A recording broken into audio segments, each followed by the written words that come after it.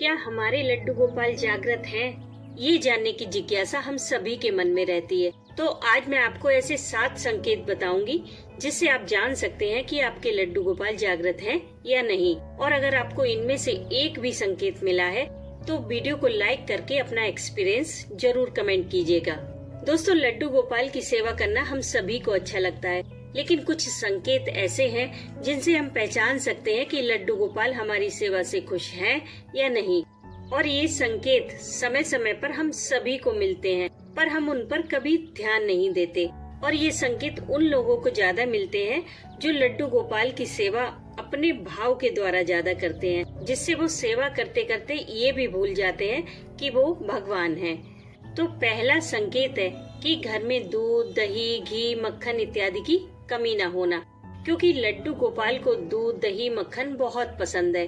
तो जब भी वो अपनी सेवा किसी को देते हैं तो सबसे पहले वो इन्हीं चीजों की व्यवस्था करते हैं ताकि उनकी सेवा किसी को बोझ न लगे, क्योंकि उनकी मर्जी के बिना उनकी सेवा कोई नहीं कर सकता। तो अगर आपके घर में इन चीजों की कोई कमी नहीं है तो आप श्योर हो जाएं कि आपके लड्डू गोपाल जागृत हैं। दूसरा संकेत है उनके कपड़े।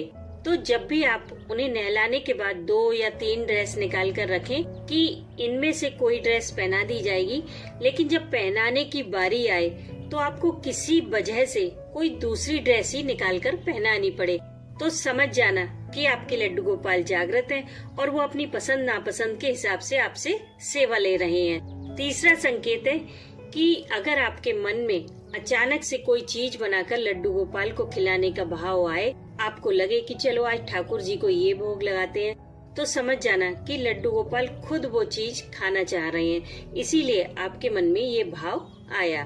चौथा संकेत है कि कहीं बाहर जाने से पहले जब आप लड्डू गोपाल से इजाजत लेने जाते हैं, तब अगर आप देखें कि उनकी बांसुरी कहीं पड़ी है, मुकुट कहीं पड़ा है, पगड़ी कहीं पड़ी है, तब आप समझ जाना कि आपके लड्डू गोपाल जागृत हैं और वो आपके साथ जाने की जिद कर रहे हैं। ऐसे में अगर साथ ले जाना पॉसिबल ना हो तो आप उन्हें घर में ही थोड़ा घुमा दीजिए, जिससे उनका मन बहल जाएगा। पांचवा संकेत है कि जब आप सुबह उन्हें स्नान कराने जाएं, उस समय सारी तैयारी करने के बाद भी आप बार बार कोई चीज भूल जाएं और आपको बार बार उठना पड़े, तब आप समझ जाना कि आपके लड्डू गोपाल जागृत हैं और वो आपको बस थोड़ा सा परेशान करके खुश हो रहे हैं। दोस्तों, छठा संकेत ऐसा है जो हर किसी को नहीं मिलता। इसे वही महसूस कर सकता है जो लड्डू गोपाल को अपने हाथों से कुछ बनाने की चाह रखता हो। इसे महसूस करने के लिए आपको लड्डू गोपाल के पास जाकर बस ये कहना है कि आप उनके लिए कुछ बनाना चाहते हैं, जैसे कि ड्रेस है, स्वेटर है। उसके बाद आप जब जब लड्डू गोपाल के सामने जाकर बैठेंगे तब आपको लगेगा जैसे कि लड्डू गोपाल आपसे कह रहे हैं कि कहाँ है मेरी ड्रेस, कहाँ है मेरा स्वेटर। और जब तक आप वो ड्रेस या स्वेटर बना नहीं देते तब तक आपको चैन नहीं मिलेगा। आप बार बार ठाकुर जी के सामने जाकर बैठेंगे और वो आपको टोकते ही रहेंगे। अगर आपके साथ भी कभी ऐसा हुआ है तो समझ लीजिए कि आपके लड्डू गोपाल जागृत हैं।